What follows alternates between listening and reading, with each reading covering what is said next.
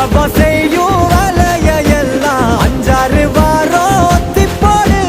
வம்புக்கு யாரும் வந்தாலும் கூட வள்ளலார் போல வணக்கம் போடு. வா சுல்தான் வா சுல்தான் வா சுல்தான் வா சுல்தான் வா.